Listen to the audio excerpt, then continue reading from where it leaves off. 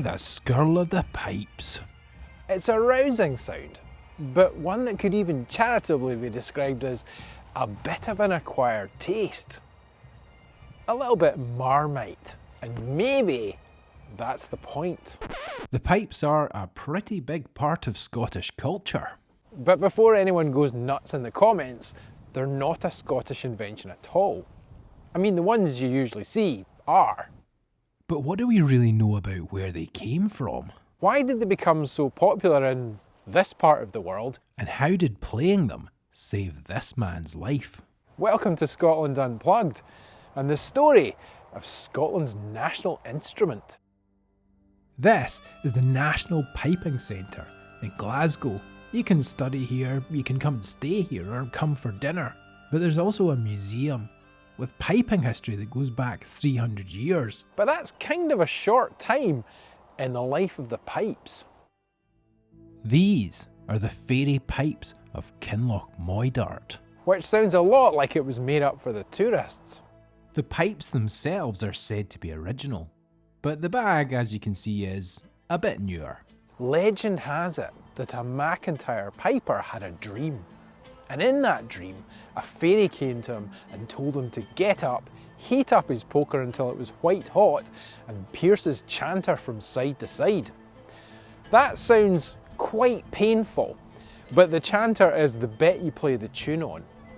The fairy told him his pipes would make a sound the like of which he'd never heard before, one that would strike fear into his enemies. The pipes were last played in the 19th century, and the sound was described as being somewhat loud and harsh. They only have one drone. The drones are what allow the pipes to make that distinctive, constant sound. The normal Great Highland pipes that you see have three. It's claimed the fairy pipes were played at the Battle of Bannockburn in 1314, and that they've never been played on the losing side of a battle. Could do with them at the rugby. It's a good story, but the first concrete mention of bagpipes in Scotland isn't until the 15th century. There are a few theories about where bagpipes originated, most of them based on ancient carvings and images.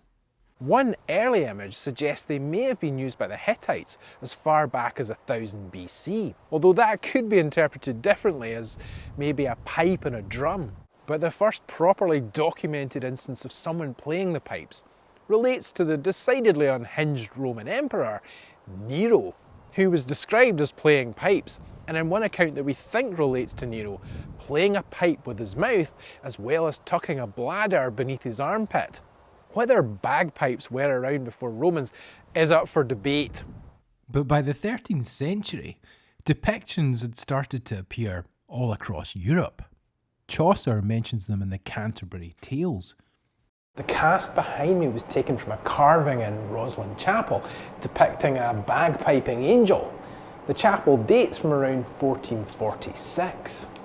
It's not hard to see how the idea might have spread once the Romans got hold of it. There are legends of Romans going into battle playing bagpipes as well. The oldest surviving bagpipe relic is a chanter found in Rostock in Germany in 1985. That's thought to date back to the 14th century. But there are mentions of pipes in Ireland as far back as 1206. The first written record of the version most of us are familiar with, though, the Great Highland pipes, is in a French account of the Battle of Pinkie in 1547. And that's probably a lot to do with why they've become such a big part of Scottish culture. There are all sorts of other pipes. These are Lowland pipes. And the ones underneath, with the bellows, are Scottish small pipes, whereas the trendy houndtooth patterned bag belongs to some Northumbrian pipes. There are Irish pipes, French pipes, Albanian pipes, Greek pipes, Italian, you get the picture. But why does everyone associate them with Scotland? warfare. I said they could be an acquired taste. Imagine a band full of them marching at you covered in tartan. It's psychological torture. The clans played them going into battle with each other and anyone else they saw fit to. This is Glenfinnan and the Glenfinnan Monument. On the 19th of August 1745, Charles Edward Stuart raised his father's royal standard here, kicking off the doomed 45 uprising. He'd asked the clan chiefs to meet him an hour after noon. When he arrived with his own men, no one was there waiting. By 3 o'clock, it looked like no one was coming. Then a dark mass slowly started to appear over the hill. The first thing he heard, the first indication he had that things might be okay, would have been the drone and the skirl of the pipes. Things very much weren't okay though. And following their defeat at the Battle of Culloden in 1746 and the Act of Prescription, a lot of traditions of Highland life, including the playing of pipes, fell out of favour. But not in the Highland regiments of the British Army. And with the rise of the British Empire, they kind of went everywhere, and they took their pipes with them.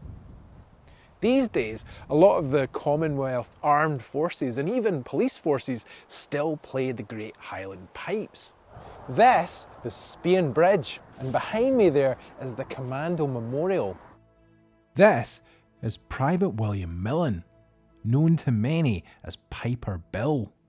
And this is Simon Fraser, the 15th Lord Lovat, commander of the British 1 Special Service Brigade at the D-Day landings. Bill Millin was actually born in Saskatchewan, I think I said that right, in Canada. His mother and father had come from Scotland and then moved back to Glasgow when he was 3. Simon Fraser was the unorthodox commander of an unorthodox brigade, but then he had set it up. You might have heard of the Old Fox, another Lord Lovat who was beheaded after the Battle of Culloden. Let's just say the Lovats had form for being characters. And Bill Millin was Simon's personal piper. Of course he had his own personal piper. And knowing that he was going into battle, he wanted his piper playing the pipes in a kilt. But that was very definitely against army regulations. When Bill Millin told him that, Lord Lovat's answer was that those were English regulations and didn't count because they were both Scotsmen. When they landed on Sword Beach on the 6th of June 1944, Private William Millin was the only one wearing a kilt. He was armed with a skiing do and his pipes. It must have been frightening for him, but it must have been inspiring for everyone else. As people dropped around him, he kept on playing. The brigade went on to advance to Pegasus Bridge. When some German snipers were captured, Bill Millin went to speak to them, and they told him that they didn't shoot at him because they thought he'd gone quite mad. He went on to become a registered psychiatric nurse and retired in Devon, where you can still see his Cameron tartan kilt and those legendary pipes in the Dawlish Museum. He played the pipes at Lord Lovat's funeral in 2005, and in 2009 the French government awarded him the Légion d'honneur for gallantry. It's quite a story, and I think it sums up something about the pipes, and the fact they've been used so many times in history to stir up courage. Maybe that explains why so many people have them played at their weddings.